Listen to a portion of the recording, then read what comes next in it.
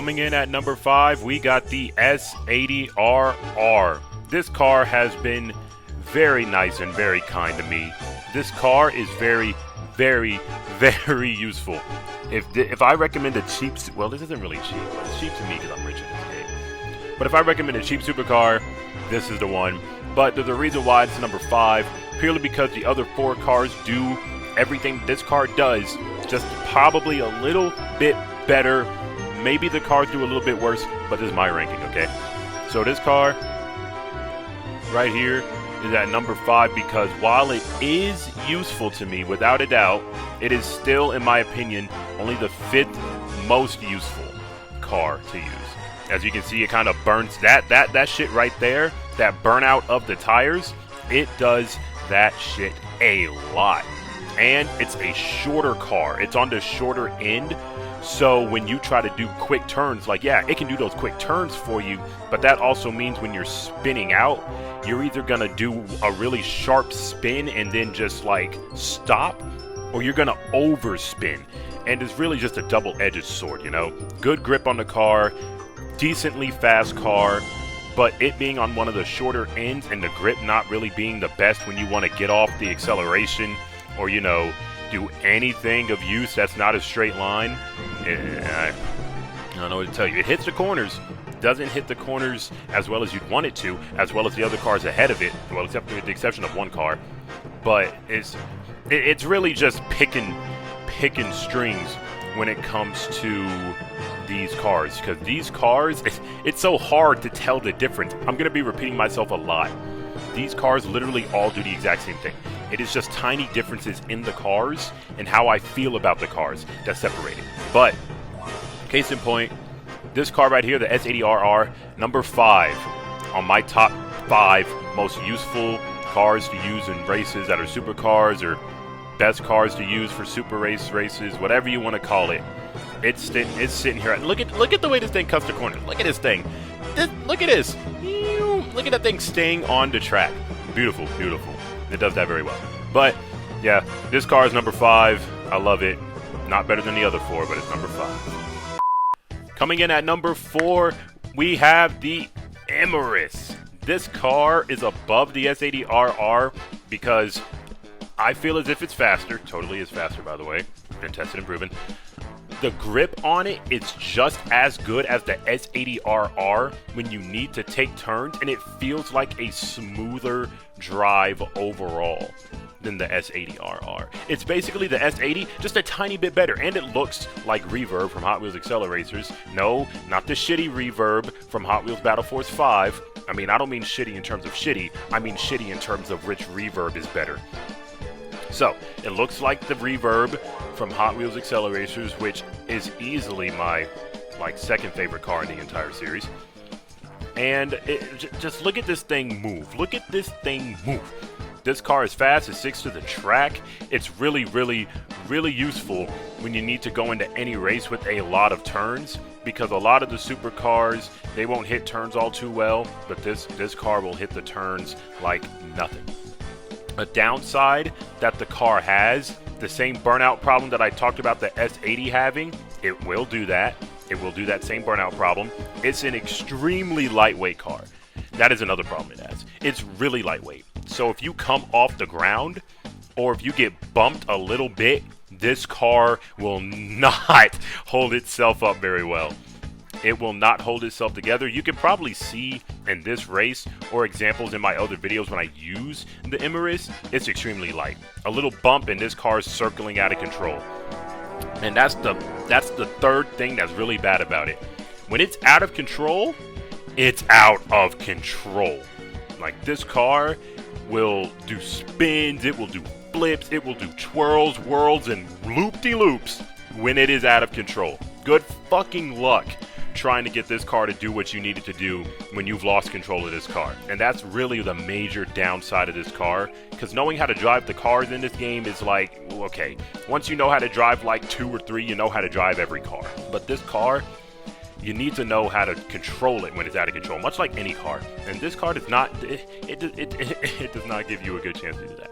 When it's out of control, the car's like, let me show you something. No, some shit like that. It will show you what out of control really means for a car. But it is number 4 because I use it quite a lot, and it's actually very, very useful to me, but only number 4.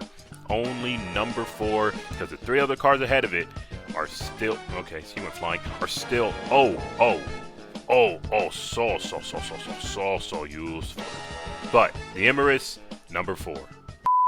So here we go, number 3, we got the Wagner, and we are getting into the meat of this video, fellas. The only thing separating these 3 cars is how much I like them. And because number 1 is just very, very, very, very, very obvious for obvious reasons. But number 3 is the Wagner, which is the S80RR and the Amorous on crack. It has better grip. It has better grip than both of them. It can recuperate and recover better than most of them. It's not as lightweight. Look at that, look at that, look at that, look at that. Oh, okay, I got fucked up. But it's not as lightweight as the Amorous, and it's not as, what's it called? What is that thing the S80R does? Y'all know what I'm talking about. When you drive after getting a stop and it like burns out its tires, it doesn't do burnouts as much as the S80 or the Amorous. It is the best quality of both of those cars into one, and that is the Wagner.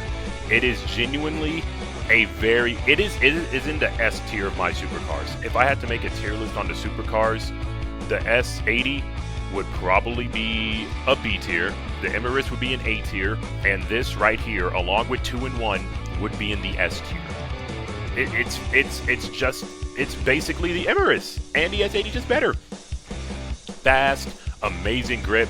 It can drift the hell out of any turn you wanted to drift on. It's just so great. Like, you just have to get it, and you have to drive it, and you have to feel it.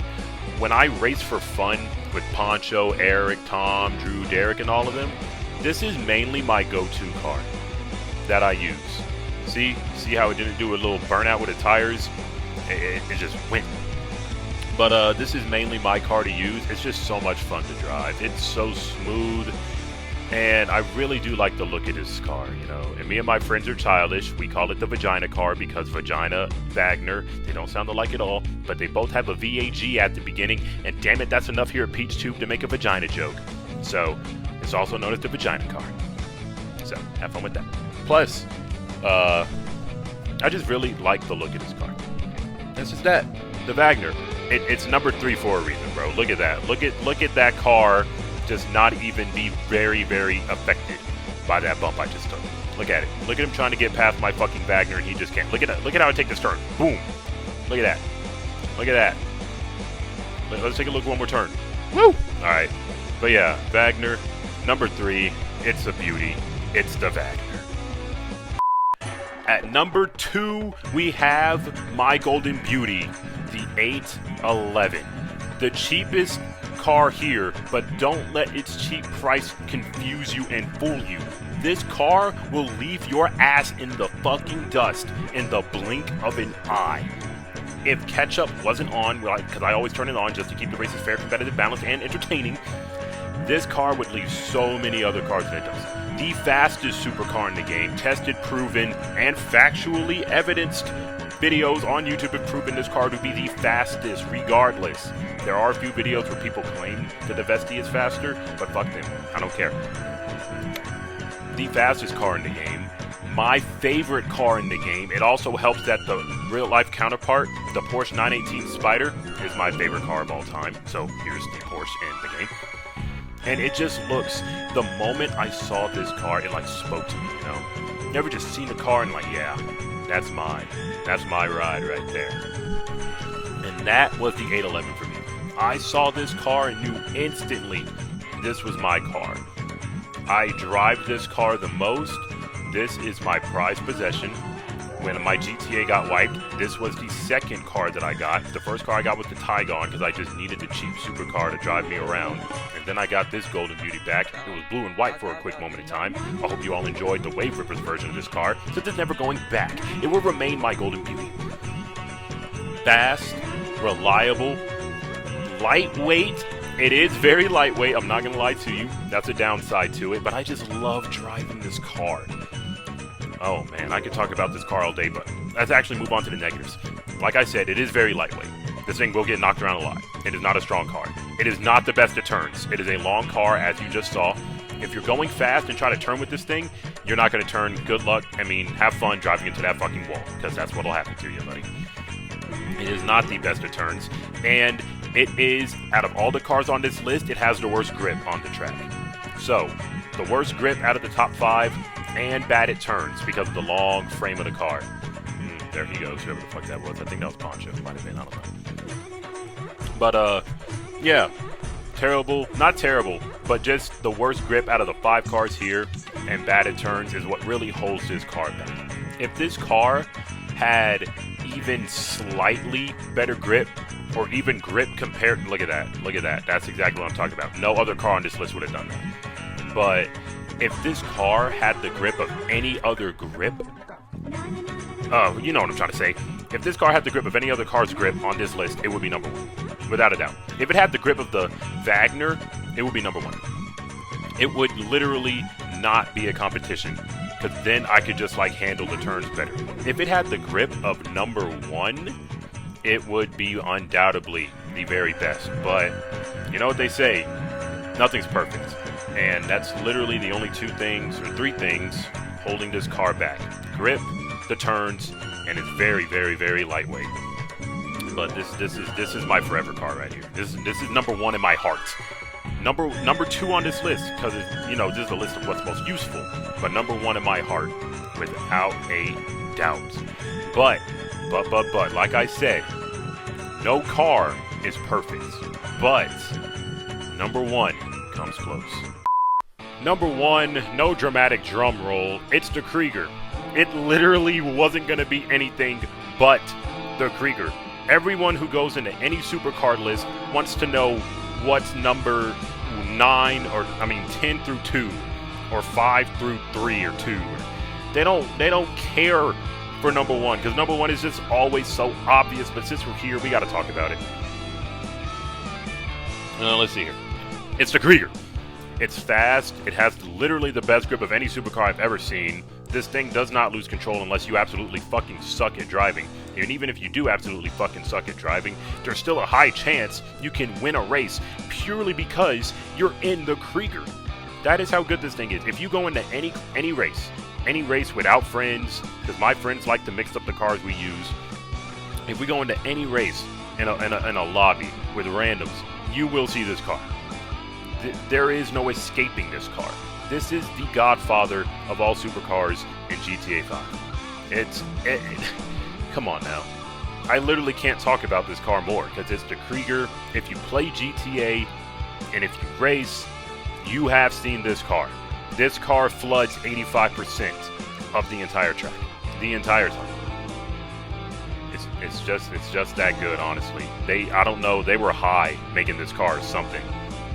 They were high and just thought, let's make the most broken fucking supercar known to man. And they just rolled with it. They really did. We thought the Devesti 8 was the best car for a while.